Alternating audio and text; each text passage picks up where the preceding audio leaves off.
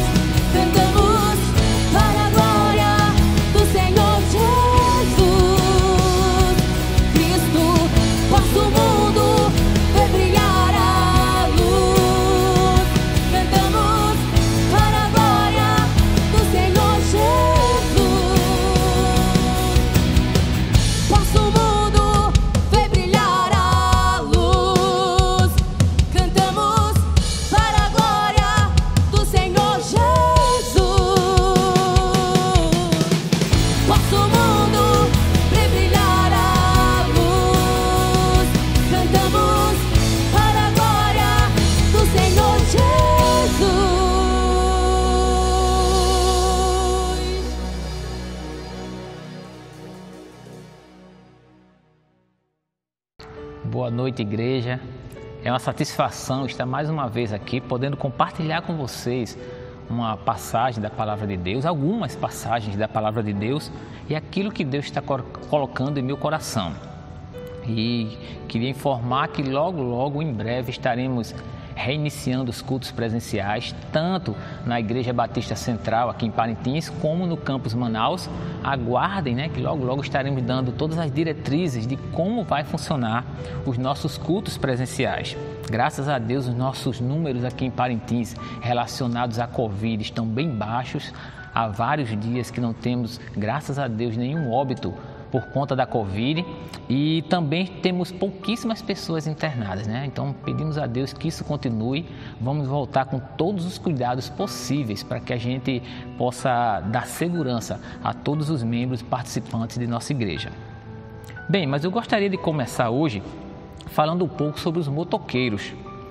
Eu ando muito na cidade, nossa cidade tem muitos motoqueiros, e tem uma coisa que eu gosto de reparar, que é alguns motoqueiros que não utilizam retrovisor. Eles andam de moto sem retrovisor, e eu uma vez perguntei a um deles por que não tem retrovisor, e ele disse porque achava bonito, uma moto sem retrovisor, não sei porquê, mas eles acham bonito, e eu não entendo como conseguir andar na cidade sem retrovisor, ainda mais num local que tem muitas motos, estão sempre passando do nosso lado, então qualquer desvio que a gente fizer pode sofrer um acidente. Eu não consigo, eu dirijo olhando para o retrovisor o tempo todo, para poder ter noção do perigo que está chegando por trás, E aí a gente consegue se livrar, ver com antecedência e dirigir com mais tranquilidade. Mas mais perigoso do que não ter retrovisor é dirigir o tempo todo olhando para trás, Se eu também deixar o que está na minha frente de lado e começar a olhar só para trás, claro que a chance de sofrer um acidente é muito, mas muito maior. Provavelmente eu não vou conseguir viajar, nem andar, nem dirigir se eu não estiver olhando para frente. E quando eu falo assim de olhar para trás, uma das passagens bíblicas, algumas passagens bíblicas do povo hebreu, ou seja, do povo de Israel, que a gente sempre lembra de estar olhando para trás, é aquelas passagens quando eles saem do Egito, que vão para o deserto, e quando estão lá no deserto estão sempre olhando para trás, estão sempre dizendo, seria melhor lá no Egito, como seria melhor se a gente estivesse lá ainda, mesmo sendo escravos, Então eles estão sempre olhando para trás e querendo viver o passado, o saudosismo do passado. E eu queria destacar duas passagens bíblicas que tratam justamente sobre isso. Uma é Êxodo, capítulo 16, do 1 ao 3, que diz o seguinte: o povo de Israel saiu de Elim e foi para o deserto de Sim, que fica entre Elim e o Monte Sinai. Chegaram ali no dia 15 do segundo mês, depois da sua saída do Egito. Ali no deserto, todos eles começaram a reclamar contra Moisés e Arão, dizendo assim: teria sido melhor que o Senhor tivesse nos matado no Egito. Lá nós podíamos pelo menos nos sentar e comer carne e outras comidas à vontade. Vocês nos trouxe para este deserto a fim de matar de fome toda esta multidão. O Senhor Deus, e aí continua, o Senhor Deus disse a Abraão: agora eu vou fazer chover, e providenciou o que eles estavam pedindo. Outra passagem está em Êxodo, capítulo 17, do 1 ao 3 também, que diz: o povo de Israel saiu do deserto de Sim, caminhando de um lugar para outro, de acordo com as ordens de Deus, o Senhor. Eles acamparam em Refidim, mas ali não havia água para beber. Então reclamaram contra Moisés e lhe disseram: dê-nos água para beber. Moisés respondeu: por que vocês estão reclamando? Porque estão pondo o Senhor à prova. Mas o povo estava com muita sede e continuava reclamando e gritando contra Moisés. Então eles continuavam e eles diziam assim: por que você nos tirou do Egito? Será que foi para nos matar de sede, a nós, aos nossos filhos e às nossas ovelhas e cabras? Então o povo de Israel, povinho difícil, povinho ingrato, estava sempre reclamando, sempre querendo voltar ao deserto. E é incrível como temos dificuldade em seguir os planos de Deus, mas uma facilidade enorme em olhar para trás com saudosismo do tempo da escravidão. reclamamos de Deus e exigimos algo dele mesmo sem ter nenhum direito. Nós não temos nenhum direito de exigir nada de Deus, mas estamos sempre reclamando, sempre olhando para trás. E outro momento também que a gente vê uma quebra de tempo, né? Quebra de leis, quebra de como é que eu posso dizer assim? De testamento, vamos pensar assim, no período intertestamentário entre o Antigo e o Novo Testamento, né? Aconteceu naquele momento o nascimento de Jesus.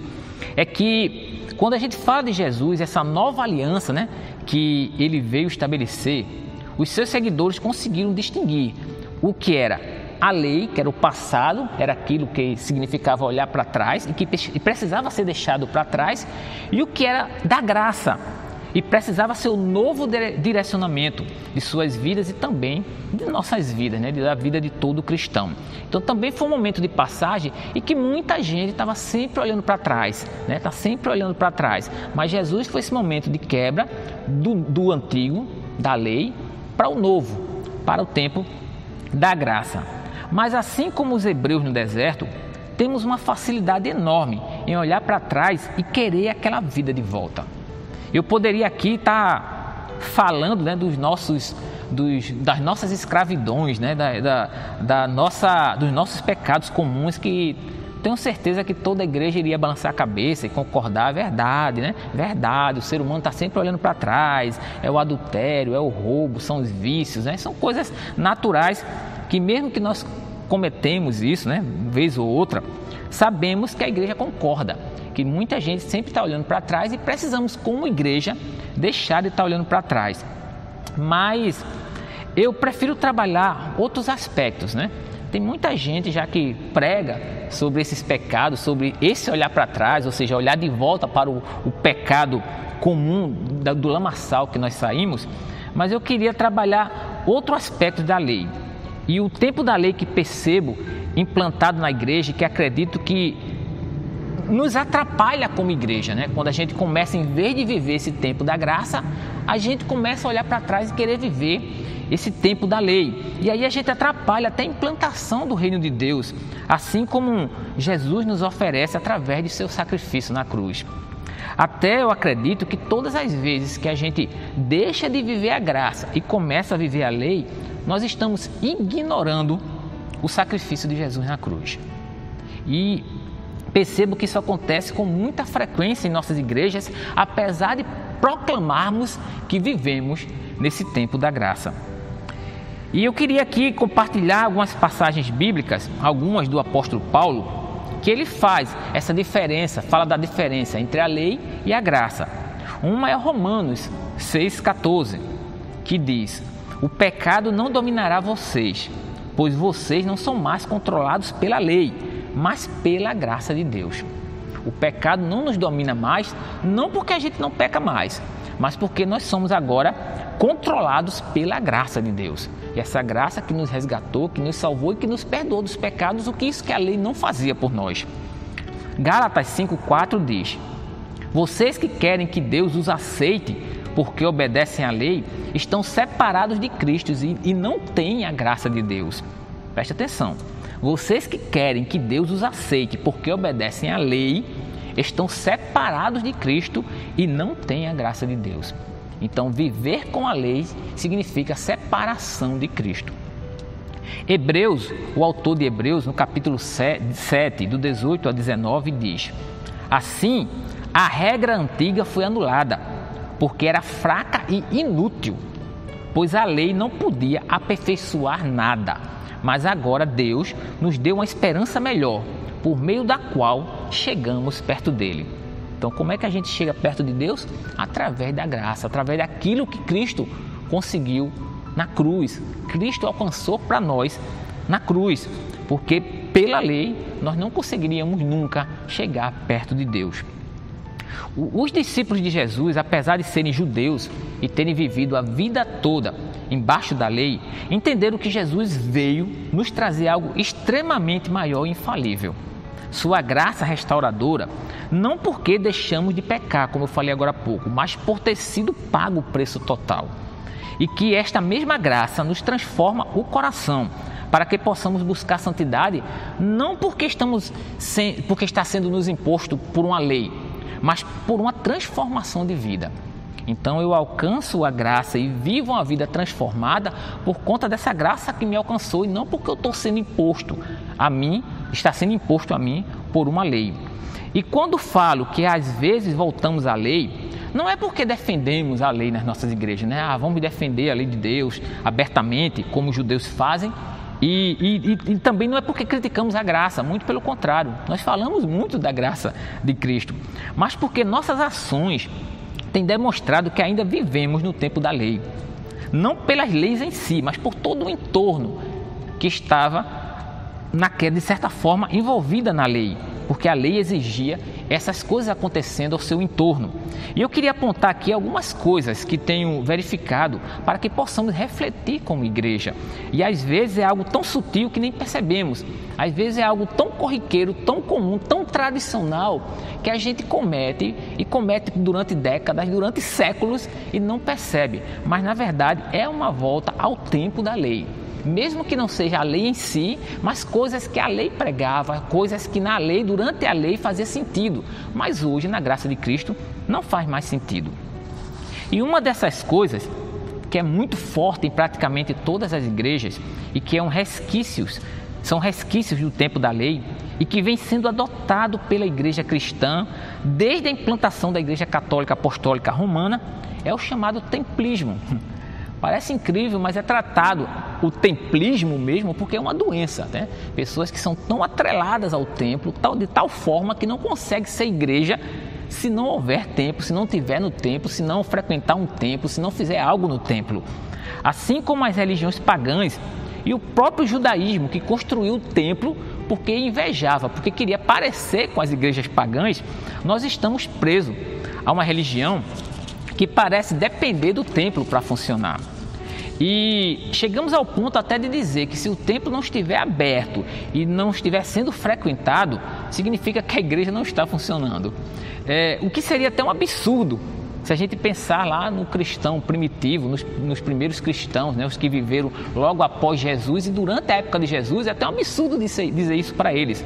Até porque eles deram a sua vida para apresentar para nós uma igreja orgânica, uma igreja comunitária, e foram perseguidos e mortos justamente por criticarem o templo. E o principal exemplo disso é o próprio Jesus, né? Se a gente for perceber, quando Jesus foi preso, né, quando Jesus foi levado lá ao Sinédrio, em frente a Caifás e aos sacerdotes, né, vê o que acontece naquele momento. Veja qual é a acusação que levou Cristo a ser preso e levado depois a Pilatos, né? Mateus 26, do 59 ao 61, diz o seguinte: os chefes dos sacerdotes e todo o conselho superior estavam procurando alguma acusação falsa contra Jesus, a fim de condenar à morte, mas não puderam encontrar nada contra ele, embora muitos se levantassem para dizer mentiras a respeito dele. Afinal, 2 homens se apresentaram e disseram: este homem afirmou, eu posso destruir o templo de Deus e construí-lo de novo em 3 dias. A primeira acusação aceita das testemunhas contra Cristo, que levou à prisão de Cristo e à sua morte, foi justamente por conta do templo. Jesus morreu acusado de ter dito que poderia até destruir o templo, que ele reconstruiria, e reconstruiu em 3 dias, que somos nós, né? O templo do Espírito Santo. Outro caso que eu possa mostrar, e é muito conhecido nosso, é o do Estevão. Estevão é considerado o primeiro mártir do cristianismo. Foi a primeira pessoa, o primeiro cristão a morrer defendendo a fé. E ele também morreu por conta do templo. Ele foi apedrejado até a morte, porque antes ele havia dito o seguinte, Atos 7, 48 a 50. Porém o Altíssimo não mora em casas construídas por seres humanos. Como disse o profeta, o céu é o meu trono, diz o Senhor, e a terra é o estrado onde descansam os meus pés. Que tipo de casa vocês poderiam construir para mim? Como conseguiriam construir um lugar onde eu pudesse morar? Por acaso não fui eu que fez todas as coisas? Estevão morreu por questionar os adoradores de templo. Jesus disse que nem no monte de Samaria e nem em Jerusalém encontraríamos os verdadeiros adoradores. Mas estes são aqueles que adoram em espírito e em verdade. Não é um local, não é um formato, mas é uma atitude de coração, sincero e serva. O coração servo, né? O coração decidido a servir a Deus.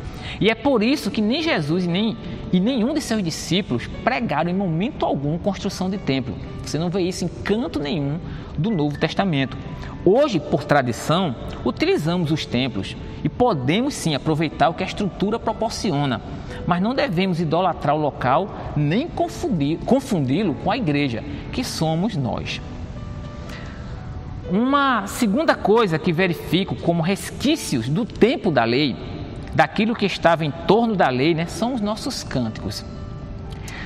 Os salmos é o grande padrão de cântico no Antigo Testamento e trazem coisas belíssimas de adoração ao Senhor, de louvor, né, de engrandecimento ao nome de Deus, mas parece que ainda hoje utilizamos quase que unânime este mesmo padrão.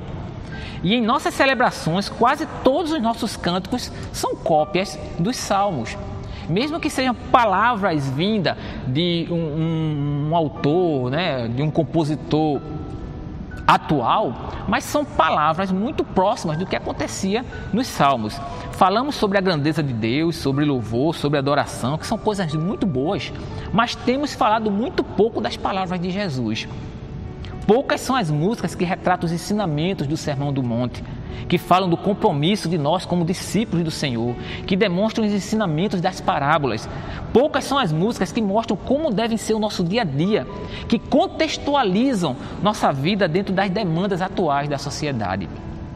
Nossas músicas precisam demonstrar adoração a Deus, sim, mas sabendo que o verdadeiro adorador é aquele que aprende, vive e ensina os valores do reino de Deus, ensinados por Jesus. Quando a gente diz, ó Senhor, te adoro, isso não é uma adoração. Adoração é uma atitude de servo, uma atitude daquele que obedece, uma atitude daquele que muda seu coração, que ajuda outros a mudar o seu coração, quem faz a vontade do Pai. Esse é o verdadeiro adorador. Não é o ato de eu dizer que te adoro, te sirvo, te louvo, não é o ato de falar que significa, mas suas ações do dia a dia conforme o padrão de Cristo. Precisamos de uma igreja cristocêntrica, que as falas de Jesus, a obra de Jesus, a vida de Jesus sejam o principal combustível de nossa existência como igreja. Que todas as decisões de nossa vida sejam baseadas na figura do Deus conosco, aquele que veio para definitivamente nos apresentar o caminho, a verdade e a vida. Uma terceira coisa que tem sido muito corriqueira no seio da igreja, principalmente nos últimos anos, é a chamada lei de Talião, que também podemos chamar de lei da retaliação, ou seja, aquilo de mal que tu fez a alguém, tu vai receber da mesma forma. Esta lei inspirou o chamado Código de Hammurabi, que é um código babilônico que está presente na lei bíblica do Antigo Testamento, muito conhecido por todos nós, né? Aquela famosa frase, olho por olho, dente por dente. Esta lei foi refutada por Jesus no Sermão do Monte, quando ele diz lá em Mateus 5, 38 a 41. Vocês ouviram o que foi dito, olho por olho, dente por dente. Mas eu lhes digo, não se vinguem dos que fazem mal a vocês. Se alguém lhe der uma tapa na cara, vire o outro lado para ele bater também. Se alguém processar você para tomar sua túnica, deixe que leve também a capa. Se um dos soldados estrangeiros forçá-lo a carregar uma carga a 1 quilômetro, carregue a 2 quilômetros.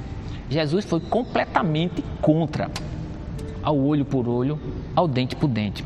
Este ensinamento de Jesus era muito presente na vida dos primeiros cristãos. A própria morte de Jesus, calmo como um cordeiro e perdoando seus algozes, era um exemplo a ser seguido por todos os seus discípulos daquele tempo e os atuais. O próprio Estevão, que falamos agora há pouco, morreu clamando ao Senhor pela vida dos que o matavam. O cristianismo, na sua essência, é contra a violência, é contra a arma, é contra a tortura, é contra a guerra. O cristianismo é demonstração de amor e perdão para todos, mesmo os maus. Para o cristão verdadeiro, bandido bom é bandido restaurado pelo sangue de Jesus. E mesmo os que não são restaurados devem ser alvos do amor. Toda vez que a igreja mudou de rumo, a sua história se sujou com sangue. foram nas cruzadas, nas fogueiras santas da Idade Média e em muitos outros momentos tenebrosos da história. A igreja primitiva, mesmo sofrendo grande perseguição bárbara, continuou demonstrando amor. Tem relatos históricos que falam que os carcereiros romanos não conseguiam entender tanta gentileza nos prisioneiros. Mesmo sendo torturados, mesmo sendo mortos, eles continuavam tratando com gentileza aqueles seus algozes. Gostaria de ler para vocês um texto do imperador Juliano, um dos piores inimigos do cristianismo nos primeiros séculos, que certa vez escreveu o seguinte: o ateísmo, ou seja, era como ele denominava os cristãos, para você ver como ele não gostava dos cristãos, o ateísmo foi especialmente promovido por meio do serviço amoroso prestado a estranhos e do cuidado com o sepultamento dos mortos. É um escândalo o fato de não haver um único judeu mendigando e de os galileus ateus cuidarem não apenas de seus próprios pobres, como também dos nossos, enquanto aqueles que nos pertencem buscam em vão a ajuda que deveríamos dar. Então, assim, o relato que o imperador Juliano deu dos cristãos foi que, assim, é difícil combater esses daí, porque eles estão matando a fome dos deles e dos nossos. É muito amor, é muita amorosidade que tem nesse povo. Eu fico pensando se daqui a alguns anos quem vai estar escrevendo cartas como essa somos nós, né? Escrever algo parecido quando falarmos da época atual, desta pandemia, né? Eu imagino a gente estar dizendo assim: enquanto muitos não cristãos lutavam para defender a vida e combater o vírus que matava milhares, boa parte da igreja estava brigando até na justiça para ter o direito de espalhar o vírus nos seus templos e ao mesmo tempo ainda defendendo armas. Parece que estamos vivendo na graça com o coração ainda na lei. Que o Senhor possa restaurar sua igreja ao molde de Cristo, em todas as suas dimensões de misericórdia, paz, compaixão, perdão, e que o mundo, mesmo não gostando de nós, possa nos ver, assim como o imperador Juliano viu, como uma agência de amor. Vamos orar nesse momento. Querido Deus, Pai misericordioso, queremos te render graças, ó Pai, por esse amor enorme que nos invade, Deus. Queremos, ó Deus, te pedir perdão, porque mesmo tendo todos os teus ensinamentos na tua palavra, Deus, muitas vezes nós falhamos e seguimos, às vezes, por séculos nos caminhos errados, ó Pai. Quero te pedir por tua igreja, ó Pai, que tu esteja derramando esse teu amor, não apenas para nos salvar, ó Pai, mas que nós possamos, ó Deus, transbordar desse amor para com outros.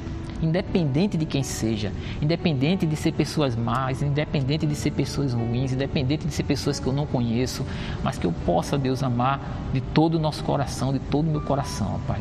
Quero te clamar, ó Deus, por todos os enfermos, quero te clamar, ó Pai, por todos os prisioneiros, quero te clamar, ó Pai, pelos desempregados, que possamos, ó Deus, ter um mundo melhor através da ação do Teu Santo Espírito em nossas vidas, ó Pai. Que possamos, ó Deus, dedicar tempo, dedicar vida, dedicar bens, dedicar tudo, Deus, que temos para a Tua causa, para o Teu reino. Fica conosco, ó Pai. Cuida da Tua igreja, protege a Tua igreja e dá sabedoria à Tua igreja. É o que te clamo em nome de Jesus. Amém.